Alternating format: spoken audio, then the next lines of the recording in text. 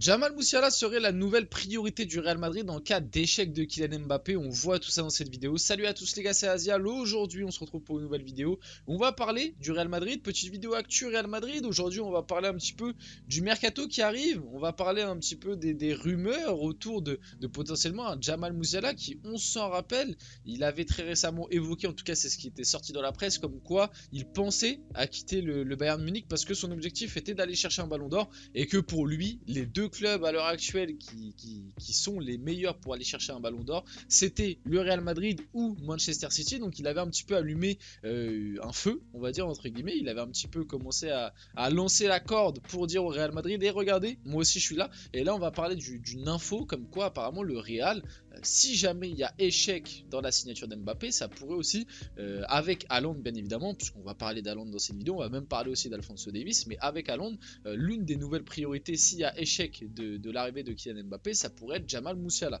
Donc on va voir tout ça dans cette vidéo. Bien évidemment, comme d'habitude, n'hésitez pas à la liker, à commenter, à partager, à vous abonner, ça fait toujours plaisir et ça aide énormément pour le développement de la chaîne. Et puis on peut y aller dès maintenant. Rentrons dans le vif du sujet, parlons un petit peu du Real Madrid, de Jamal Musiala. Donc Jamal Musiala serait la nouvelle priorité du Real Madrid dans le cas d'échec de la signature de Kylian Mbappé. Mon avis un petit peu là-dessus. Donc bon, déjà en termes de profil, ça n'a rien à voir.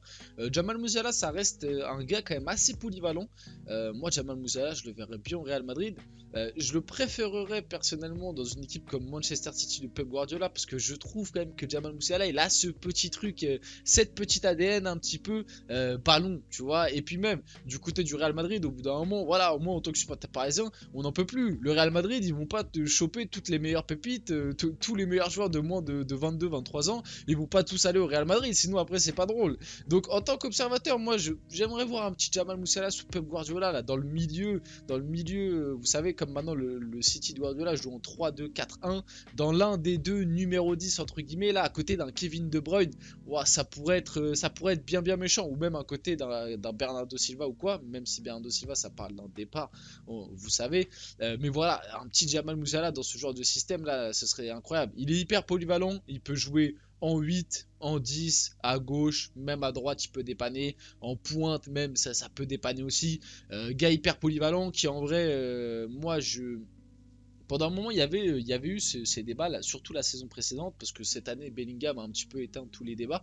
Mais la saison précédente, on entendait souvent, c'est qui le meilleur entre Musiala, Pedri et Bellingham. Et moi, j'estimais la saison précédente, bon, maintenant, Bellingham, il a mis fin à tout le débat, mais moi, je trouvais que le meilleur des trois, en tout cas de ce que j'avais vu, c'était Musiala. Je trouvais que Musiala, c'était le plus complet, celui qui avait accompli le plus de choses à l'heure actuelle, donc la saison précédente, et qui était déjà à un autre niveau, parce que bon, Pedri, ok, très très fort et tout, mais moi je vois quand même moins de qualité, enfin moins de qualité globale, c'est à dire que Pedri il lui manque encore ce côté stats, c'est très bien, c'est un beau joueur de foot qui fait bien jouer son équipe et tout, c'est un bon lion en fait. Pedri c'est un relayeur, c'est vraiment un très bon relayeur, mais il a pas ce côté un petit peu je vais faire beaucoup de passes, je vais être décisif, je vais marquer des buts, qu'a peut-être plus un Musiala. En plus Musiala il a ce côté un petit peu des fois fantasque, ce côté un petit peu geste technique et tout.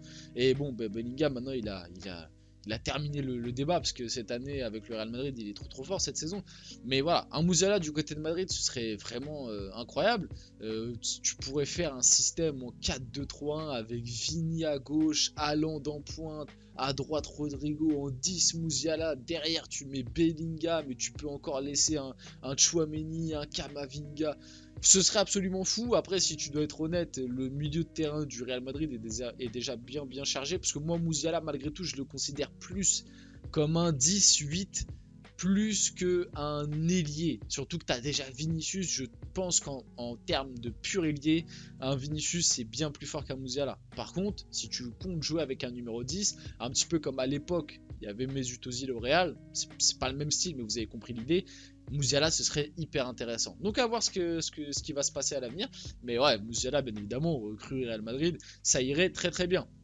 Le Real Madrid garde un œil et continue de s'intéresser à Erling Haaland. Le club entretient une bonne relation avec son agent Rafaela Pimenta. Bien évidemment, Erling Haaland qui est encore présent. Moi, je veux juste le dire et le répéter parce qu'on a quand même pas mal parlé d'Erling Haaland lors des précédentes vidéos actu Real Madrid, même quand on parle d'Mbappé et tout, parce que mine de rien, le destin des deux est un peu lié parce qu'on sait si jamais Mbappé va du côté du Real, du coup je pense que la piste Haaland, en tout cas pour cette année, sera lâchée et on remettra ça dans plusieurs années, même si je continue de le dire, je ne sais pas comment compte faire le Real Madrid pour faire jouer Haaland, Mbappé, Vinicius, Rodrigo, je ne sais pas comment ils vont faire. Au bout d'un moment, en termes d'ego, il y en a bien un des quatre qui va serrer. Parce qu'il y en a un des quatre déjà, enfin il y en a minimum deux sur les quatre qui ne joueront pas à leur poste, déjà de 1, et il y en a un sur les quatre qui ne jouera pas du tout. Donc va falloir se poser un petit peu la question, à part si tu joues en 4-4-2, à la limite on verra. Et encore que je sais pas si tactiquement ça pourrait coller, mais bref, c'est un autre débat. Haaland, oui, je pense oui que Haaland au Real Madrid un jour ça pourra peut-être se faire, mais je le dis, je le répète, je trouve que le Real Madrid et globalement les supporters de Madrid sont confiants sur ce dossier-là, alors que je trouve qu'il n'y a pas de quoi être confiant. C'est-à-dire que Haaland, je vois pas pourquoi il quitterait City dès cet été. Je vois pas pourquoi en cas d'échec de Kylian Mbappé, le Real Madrid, Haaland, en gros, ils ont l'air de dire ouais, si on n'a pas Mbappé, bon, on a Haaland. De toute façon, Haaland c'est fait, c'est déjà fait, il viendra et tout.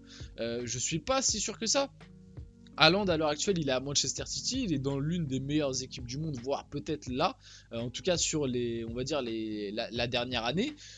Il est coaché par Pep Guardiola, il met sa valise de but. Faut pas oublier aussi que Manchester City c'est un club qui compte énormément pour lui parce que c'est le club où a joué son père. Son père, pardon, ça fait partie de ses clubs de cœur. Donc je vois pas pourquoi Haaland quitterait Manchester City dès cet été au bout de seulement 2 ans passés au club. Alors je sais que vous allez me dire oui, il y a la fameuse clause de 200 millions, mais ça veut pas dire, c'est pas parce que, bon déjà il faut les payer les 200 millions, et c'est pas parce que le Real payera sa clause de 200 millions que Haaland lui sera forcément en accord. Quand un club paye une clause à un autre club, il faut quand même que le joueur soit en accord pour commencer des négociations de contrat avec le club en question. Si Haaland il a pas envie de partir cet été, le Real ils peuvent payer la clause de 200 millions. Haaland il ne bougera pas. C'est juste que la clause du coup sera annulée et puis voilà, c'est tout. Donc voilà, il y a des choses à voir. On va voir comment ça va évoluer. Mais pour le moment, je vois aucun signe qui me ferait dire que Haaland va quitter City cette saison. Peut-être d'ici 1 ou 2 ans. Mais cette saison, dès la fin de saison, au bout de seulement 2 ans passés à City, j'ai du mal à voir Haaland partir directement, honnêtement. La rumeur Alphonso Davies au Real Madrid continue de prendre de l'ampleur.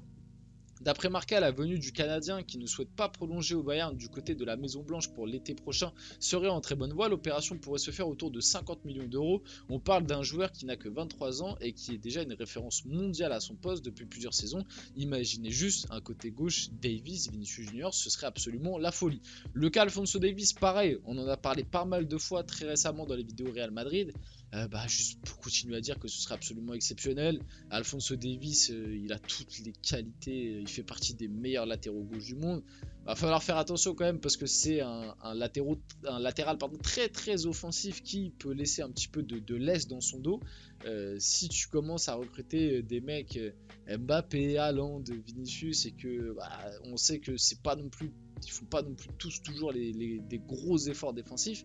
Va falloir faire attention à l'équilibre de l'équipe et pas trop faire des Galactiques comme à l'époque des années 2000 où finalement les Galactiques comme on les appelle et comme on les a connus ont très peu gagné de trophées parce que justement il y avait très peu d'équilibre dans cette équipe. Donc va falloir faire attention à ça, mais sinon globalement oui, Alphonso Davies pour 50 millions, j'ai même envie de dire c'est donné. Faut foncer, faut voir si le Real Madrid comment ils gèrent leurs priorités, voir s'ils font Alphonso Davies plus Haaland plus Mbappé.